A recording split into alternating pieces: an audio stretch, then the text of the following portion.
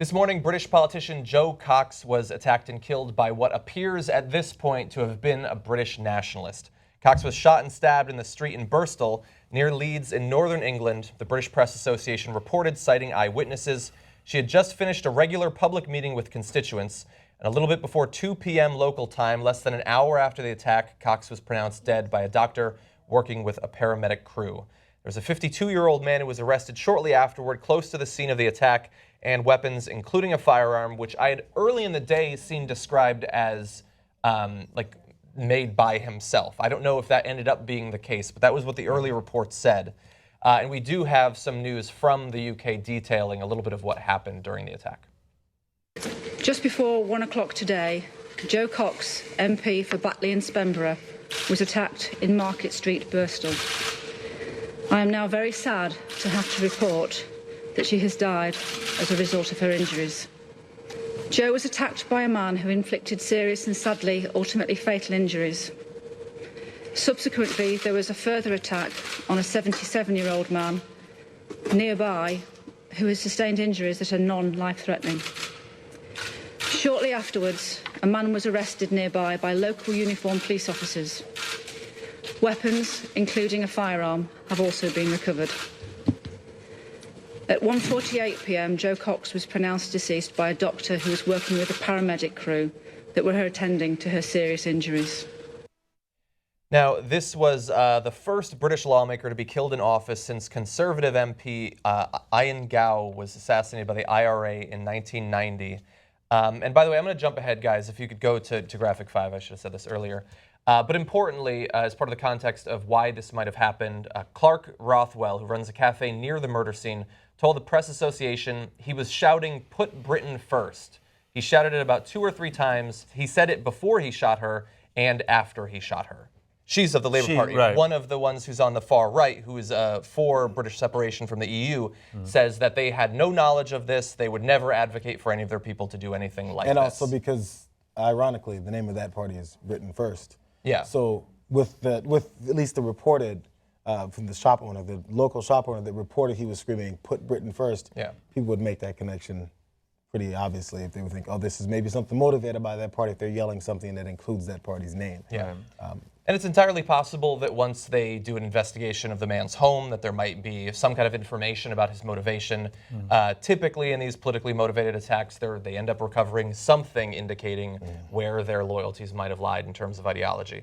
But we've talked a little bit about the context leading up to this, the Brexit question. It's only a week away that the vote is going to happen. That's right. And so, well, what do you think about all this? I mean, I think the first thing to say is how profoundly shocking it is how this type of thing just doesn't happen in the UK. I mean, not to say that it happens anywhere, but for somebody to be gunned down in the street like that, knifed and gunned down in the street like that, and a sitting member of Parliament, a 41-year-old woman, is just profoundly shocking. So that is the overriding sentiment in the UK at the moment, and I'm sure it's permeating out through Europe. Obviously, we don't have a culture of gun ownership. We don't have a society of gun ownership, so that will in of itself be brought into question. Yeah. You're right, it's not clear whether it was a gun that he had fashioned himself or whether it was a gun. I read some other report that it was an old sort of heritage type pistol that he had or gun that he had and that he used. I was reading extremely, as it was happening information, and so there's almost certainly inaccuracies. The speculation that he was shouting Britain first, it's highly worrisome and troublesome. Clearly, this individual has to also be, unstable, mentally unstable. One of the reports was that he suffered from OCD. That in of itself doesn't drive you to commit an act like this. If he's shouting Britain first and you start to make those links, then you start to go down a very worrying, very troubling path. And unfortunately, it is a path that a lot of Europe is going down and America is going down. We're seeing it with the current election cycle. I know we'll come on to a number of those topics and subjects, so I won't start that conversation yet. Britain First is a far-right party. They had a candidate for the Mayor of London. Their candidate famously turned his back when Sadiq Khan was announced as the winner. Muslim mayor was as the winner of the mayorship. And it is just an indication, it is this insidious, creeping, racist, xenophobic, packaged as putting Britain first, packaged as patriotism, but it's a very dark and nasty path to go down. That is, you're right, and we come back to this Brexit debate, and we're a week away. It happens. The referendum happens on the June 23rd. They suspended campaigning today. For the day, yeah. Which gives you, or the rest of the day, which gives you an indication, again, not to sound trite, but it gives you an indication of the gravitas with which people are viewing this situation. Yeah.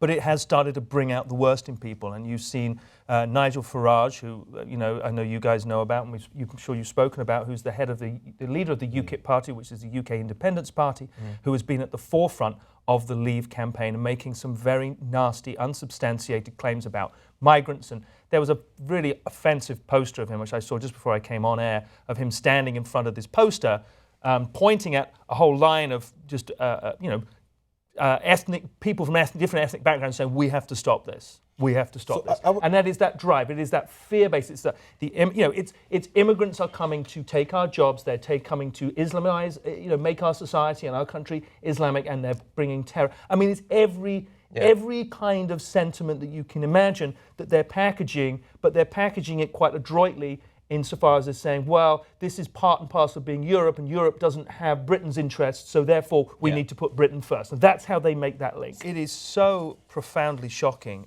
regardless of all of the xenophobia that we talk about, the fear-based politics, the high passions that have been running, to have the fact that a 41-year-old member of Parliament has been shot and killed and stabbed repeatedly in this presumably for having a position. For having a position that she was a pro-humanitarian. She worked, before she was an MP, she worked for Oxfam for 10 years, and so she was very much at the forefront of refugees. She argued for aid drops, the government, the UK government, to be more involved in aid drops to refugees and people in Madaya, to take on more Syrian refugees. She said, she acknowledged, this isn't easy.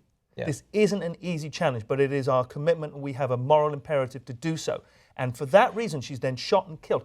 It is so worrying that there is that element in the United Kingdom, the country that I'm from, that is the country of 2016. Yeah, and an act of terrorism, a politically motivated attack to try to get some people in her sort of position, other MPs, to potentially back off. Like, that's the goal. It's an insane goal, but it's not a country that I recognize, and I don't say that lightly. Yeah. In your first comment, you said that this is something that we associate more with the U.S., not necessarily politicians being assassinated, although there is a long history of political assassinations in the U.S. as well, even attempted assassinations a few years ago, but that is something that we're much more used to here.